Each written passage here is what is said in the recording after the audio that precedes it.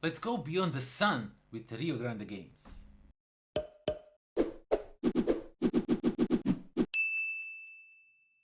What's up everybody, welcome to the Life of a Board Gamer. My name is Daniel and today we are going to take a closer look at the game called Beyond the Sun. This game, when I first saw the cover, I was like, I need to have it. I like it so much, even though the cover does not represent the look of the game itself. The game looks pretty bland, pretty one-colored, so to say, but I still fell in love with it and I really wanted to try it out because it looked like something just right down my alley. And is it or is it not? I don't know. Let's see at the end of the video, but first let's get down to the table. Let me show you what you get in this box and then we'll talk some more about it. Okay, let's dive in Beyond the Sun. Even though it is really like a thin box, it holds so much in here. It is just wonderful. So first of all, we get all the rules and of the advanced setup and everything. And the rules are pretty simple. Game has a lot of things going on, but it's super easy game actually to teach the other people. So you will have some components for advanced setup, which I kind of don't like and don't play with it, but we're gonna talk a little bit about it later. So you will get this board over here, which you will hold 4 planets regarding also these planets over here, and you will try to fight for those planets and for those cards, because if you manage to get them into your the area, then they will score you different things, give you some extra points and whatnot throughout the game. Of course, from on the other side is if you are playing 2-player game, then you will use this side. This is used in a 3 and a 4-player game. And then we have this huge enormous board that has Beyond the Sun on the back, but on the front is just this thing that it looks like a plain board thing, but it is actually super fun stuff. Basically, at the start of the game, some of these spaces will have some cards on them, and some of them will get cards throughout the game. And at the start of the game, you will have these spaces over here to work with. These will be locked at the start of the game. You will not be able to access these. So basically, you will be playing these spaces over here, and there will be 4 cards that start over here that you can use once you reveal the technology. What basically you do in your game, and I say basically a lot, I just figured that out now, is you will be exploring these technologies. There will be cards over here, and once you explore this card, you can then explore this card over here or this card over here, or you can even go over here. And once you explore 2 cards of these level 2, then you can go and explore level 3 and stuff like that. Especially this one can go 1 to 3 directly, and which is interesting. And you will be exploring these you will be putting some cards over here, and technologies will progress and get better and better until you get over here to the level 4, which are super insane cool technologies. Most of them are end game scoring and whatnot, and you will use these to block off the actions that I just mentioned that you then don't have at the start of the game. So this is also, these boards are for, this is for 2 and a 3-player game, because you will be putting your token on these spaces over here on the board also, but there is limited. This one is just not limited. So if I go over here and the second player goes over here, the third player can't do that, so you can block each other off throughout the game. Each of the player will get one of these nifty things that will tell you how everything is scored at the end of the game, and over here it explains you all the technologies and what they do, what they aim for. So different colors aim for different things, so you know when you're searching for technology what you want to go for. Each of the players will get a bunch of components and one of these boards. So you will either play on the these are all like double-sided, and you will either choose to play like a normal board where everybody has the same thing, or you will play the advanced. No, this is the normal board. So you will either play these, which are normal boards, or you can play these, which are more advanced. Each player will have their own different things that they can do that you can't. So That's for you to decide with what you want to do, and they're all like these double layer boards, so everything stays where it should. And you will have all these different components. So you will have these discs that will go, I'll just roughly show you. They will go over here. You will be filling all these two rows with those tokens. So you will just put all these tokens up here and in these two rows. Now I will not do that completely, but of course, depending on the stars, depending the tokens have. So I just started putting them randomly, but basically what you need to do is put these over here and these type of soft tokens over here, because then you will remove them throughout the game, and these stars are just so you can get some extra points at the end of the game. And you will be keeping all the cubes in here. Now the thing about the cubes is that they can be a resource, or let me just show it a little bit closer.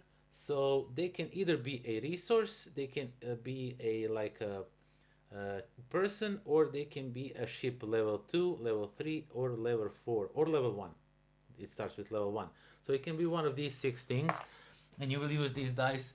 They will all be resources while they are on the board, but once you take them off the board, depending what you did, they will come up here and be your people that you can then spend to research different technologies, or the ships, so you can fight for those planets that we just talk a little bit about it.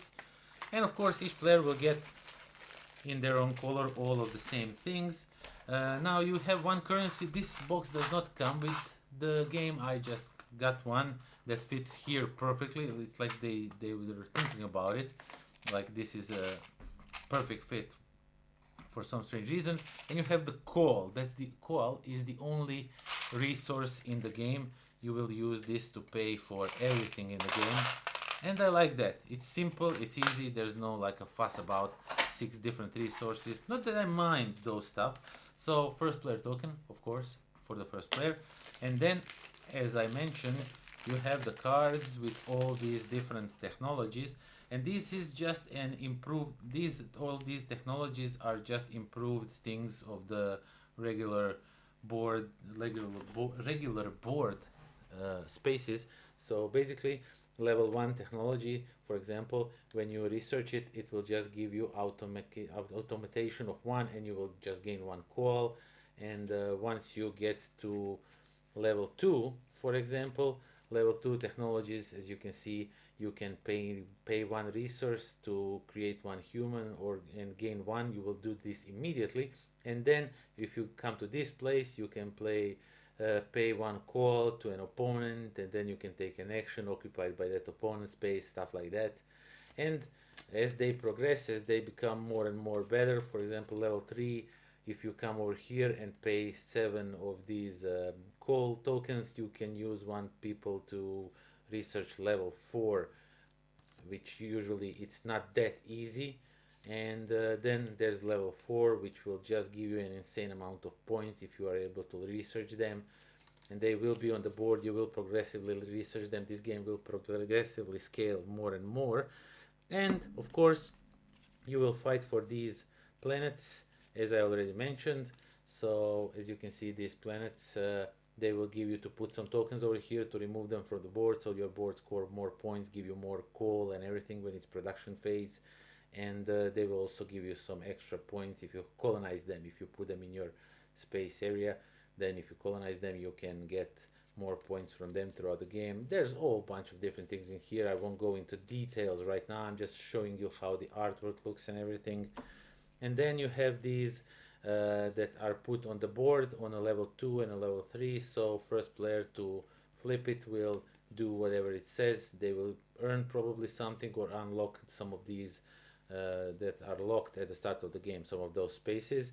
And the game ends once you put few tokens on the board, depending how many players is playing the game, and you will randomly choose some of these cards and flip them, and then you will decide what the end games will be.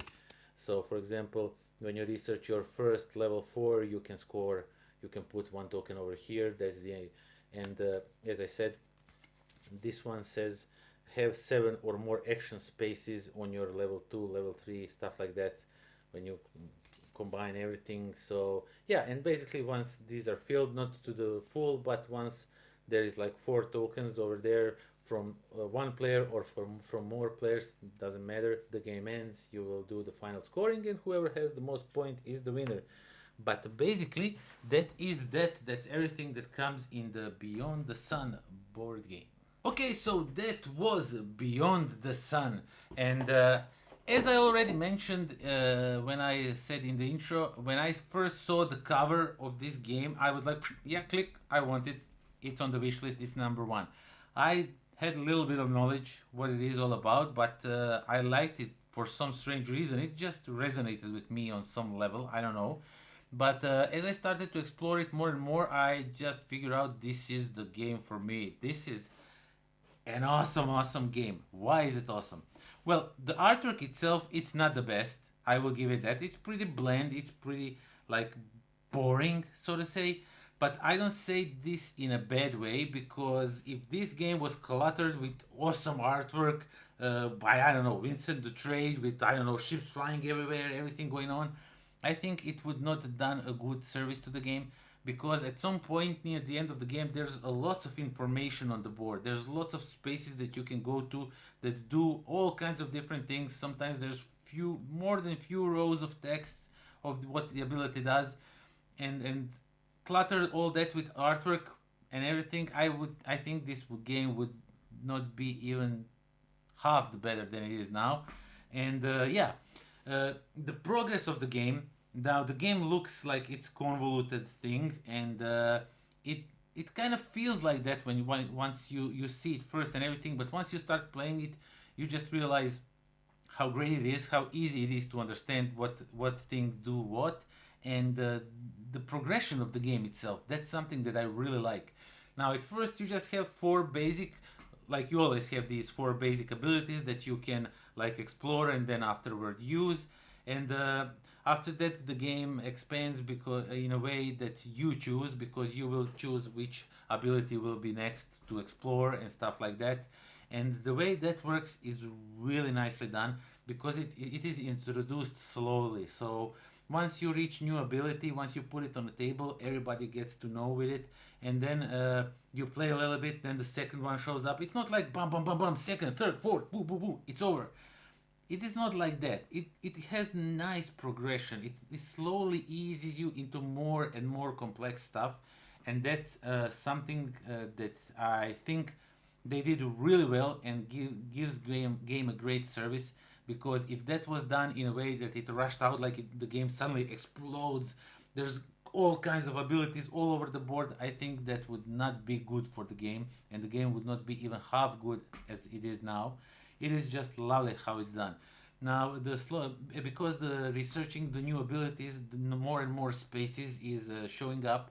So at first it's kind of a little bit cluttered. You are struggling for each of these free spaces. Like, I want that ability. I want to activate it. I want to explore it. But there's always somebody over there. But as soon as the board opens up a little bit more, now those are available. But they are not good anymore. I mean, they're not that good anymore, because there's some new abilities that may be doing stuff better. But now you need to wait if you want to go there. Do you want to explore it?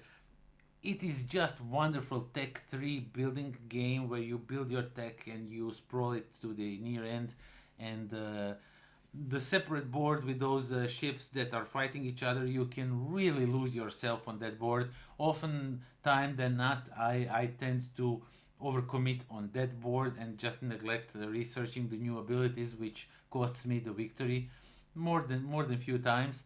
But it is what it is. I'm just taking over. I just want those ships. I want those cards, because those cards can give you some really, really nice abilities for your future turns, and you really want to go for those cards. But when somebody overcommits, as you do, and there's always at least one player that does that, and then you are just struggling over there trying to compete against one another, and nobody's winning. It's just this tug of war where nobody's going anywhere. You're always at this center while others are prospering off of that.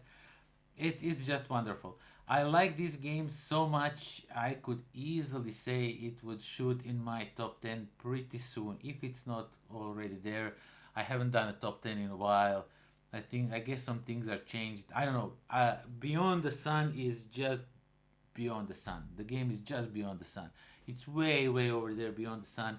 I liked it so much, the tech tree, the everything. I think it's a nice game done right, where you are not overwhelmed with the new choices. They are slowly introduced to you, and that's something I can treasure for this game and say that every other game, I mean not every other game, but some game do like this, like slow start, and then boom, lots of everything. But this one does it in a really nicely timely manner, and that I think is the strongest part of this game. Disregard the artwork. It's better that way, that it's simple, blank, because it's more readable, it's more easier to understand what you need to do, what you need to activate. It doesn't need to be like, and also and it's coming from a guy that goes and buys game just because of the artwork without knowing a little slight thing about the gameplay. I see the artwork, I like it, and I just buy it. So yeah, if you hear that from me, then you know that it has to be true. So check out Beyond the Sun, because it's a great game that works really nice. What it does really nicely. So yeah, that is that. Thank you all for watching. Thank you for subscribing. Thank you for checking out this video. Do leave me a comment down below. Have you played this one? What do you think about it? Do you think that there's a game that does all these things but better, maybe? Because I would gladly check it out. And yeah, that is that. Do join me next time when we are going to explore what's there beyond the sun. I know there's some planets and everything, but we're going to explore some more and see what's there behind the sun. And until then, pozdrav.